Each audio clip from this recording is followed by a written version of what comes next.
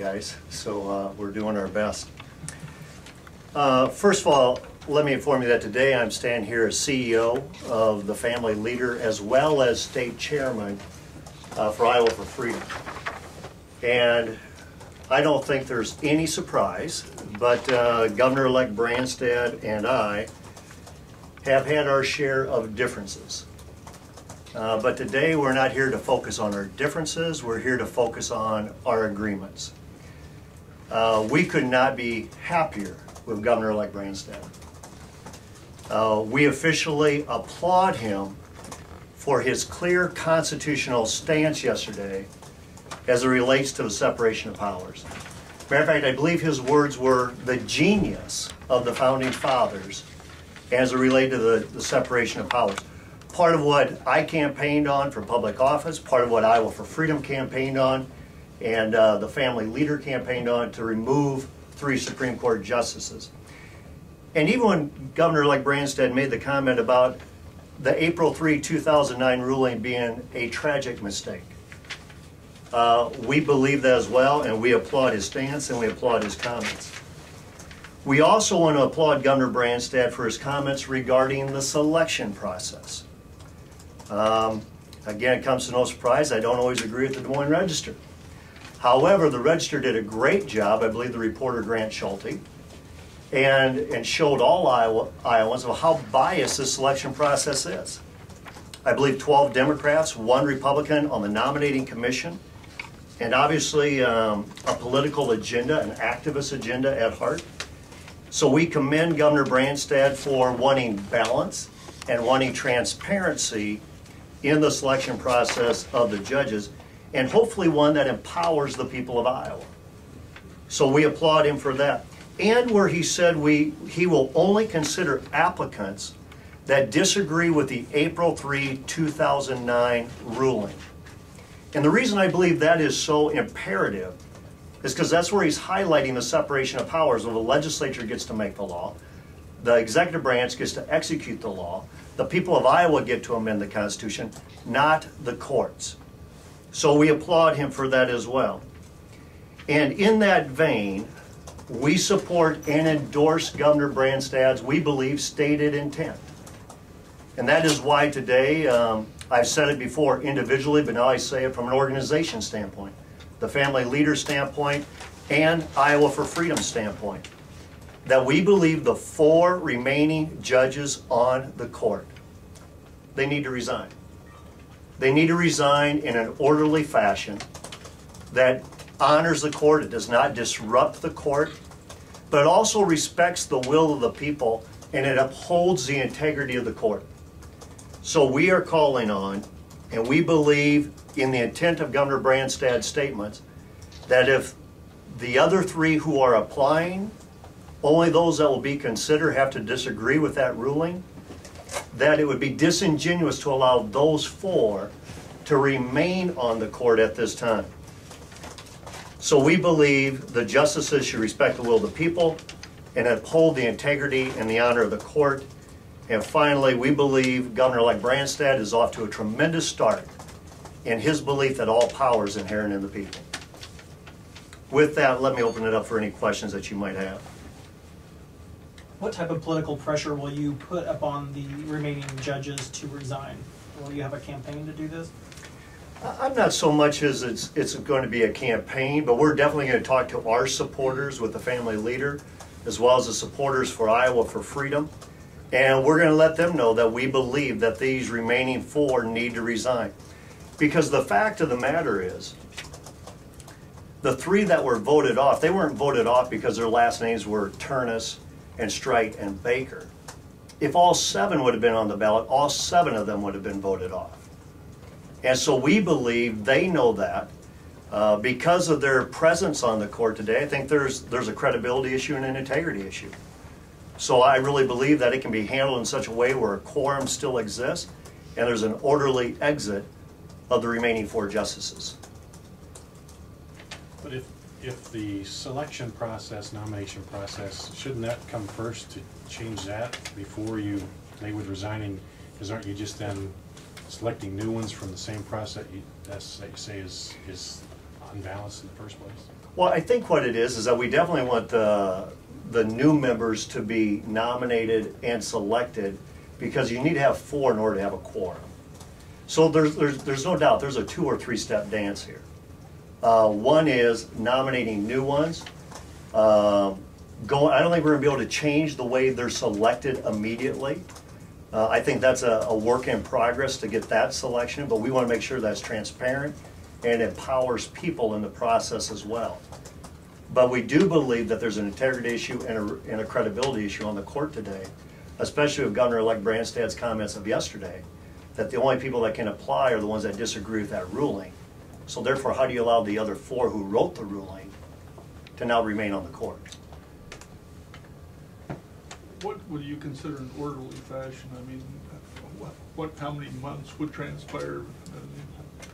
I think that timeline needs to be laid out, Rod, but I think what it is that you always have to make sure that there's 4 members on the court so you have a quorum.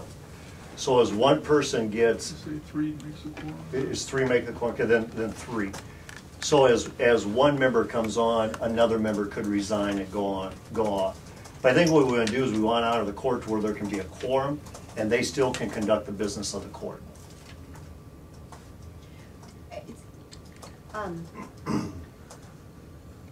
You know, if someone thinks you're doing a bad job, and in this case they got rid of those justices, but usually people won't, you know, give up their position because somebody told them to, unless they're forced to. Do you know what I mean? So does it seem like wishful thinking a little bit? No, or? not at all.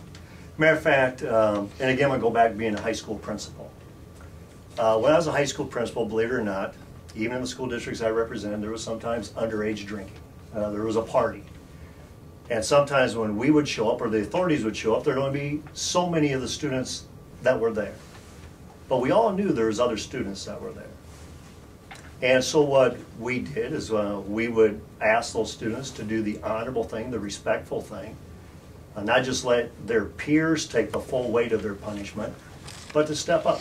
I think if they self-analyze, they look themselves in the mirror, I think they'd say there's a credibility issue with their existence on the court, there's an integrity issue with their existence on the court, and by us bringing it to light to the people of Iowa, I think they're going to understand it more than ever. So I don't think it's wishful thinking. I think, honestly, this is the honorable thing to do. They were all part of this, this ruling. We voted 3 off because they were the only 3 on the ballot. Had the other 4 been on the ballot, they would have been voted off as well. What steps are you going to ensure, or what are you going to ask for to ensure a transparent process with the judicial nominations that need to take place? Well, and again, that's where I think the Des Moines Register did a great job. They called for as much openness and transparency in the selection process as possible. We're going to watch that process very carefully. We believe Governor-Elect Branstad is going to watch that process very carefully to make sure that's open and it's transparent to the public.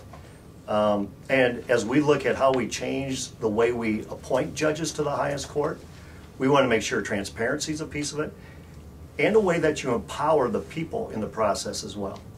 And so we're open to suggestions on that, but we're going to be definitely watching. I think the people of Iowa are going to be watching on the transparency of this, of who gets appointed. What kinds of things do you think would make the process more transparent, or you know, what sort of things are you looking for, and how are you going to judge whether it's transparent? Well, I think you guys will probably be some of our best judge if it's transparent or not.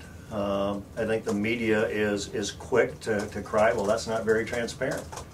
The last time I saw Sarah Palin in town doing a book signing, she probably wasn't all that transparent with her political intentions. And some of you called her out on that. So I think the media is going to be a piece of it. I think we as an organization are going to be a piece of that. We're going to see what plans are in place.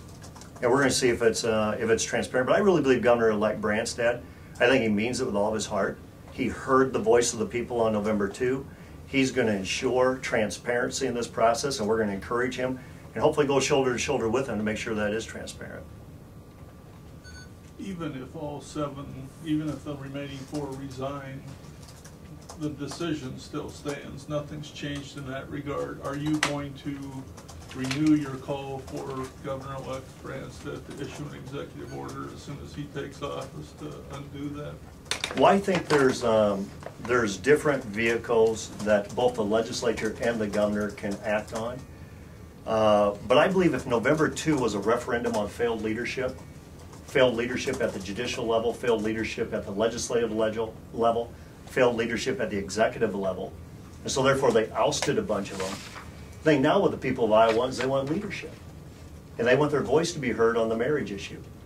I think legislatively, we're going to be working with Speaker-elect Paulson and Majority Leader Upmeyer and others in regards to how do you reaffirm DOMA? You know, make our stance there.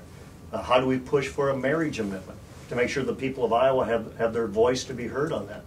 And we expect the executive to use the avenues available to him as well to make sure that the intent of the people is heard. And so therefore, I'm not going to get into, obviously, you know my position on the executive order.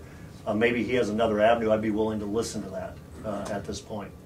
But I think he's clear, though. I mean, he's very, very clear in his comments yesterday about the separation of powers and about whose role is it. Even his comment where he said, you know what, if they have a problem with legislation, they can always throw it back to the legislature who makes the law. But they don't get to make their own law. So he's very, very clear, and that's a very, very good start for a governor-elect to work off that basis. Would you be willing to accept if 7 new justices come on, DOMA is refiled, it's retried, and the whole new court says this doesn't pass the constitutional test, that then maybe this equal protection thing has some basis? Well, I think, Rod, I think the voice of the people is clear. I think our voice is clear. I think we want to have a vote on a constitutional amendment, just like 31 other states have done. And all 31 states have affirmed the one-man, one-woman marriage. But again, it's clear, and I think November 2 is a reflection of that. I think as Governor Culver and as well as other legislators take a look at what went wrong, they're going to say they didn't listen to the people of Iowa. I mean, they didn't let the people's voice be heard. And so that's what we're going to be pushing for.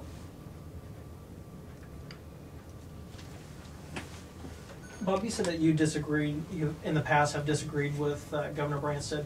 On another issue that's close to your heart, I know, is pro-life issues. You bet. Do you, today he said that he wasn't aware of Leroy Carhart's plans to move a late-term abortion clinic into the state of Iowa. Can you comment on that? Do you think that as governor-elect he should be aware of this? Should he be doing anything proactively to stop this clinic from operating here in Iowa? Yeah, well, first of all, I'm not going to comment probably on what he should be aware of, what he shouldn't be aware of. There's a lot of things to be aware of as the governor-elect. If he's not aware of that particular issue, we will help make him aware of that particular issue. But I believe Governor-elect Branstad is fully committed to the sanctity of human life. And I believe Speaker-elect Paulson is, as well as Majority Leader Upmeyer is. And I think they will beef up our legislation to prevent such a thing from happening in the state of Iowa. Guys, thank you for coming out on short notice. We really appreciate it. And when you see Governor-elect Branstad, give him our best. If Sarah Palin comes back, will you tell her to be more transparent? I will say Iowans demand transparency, Sarah. Thank you.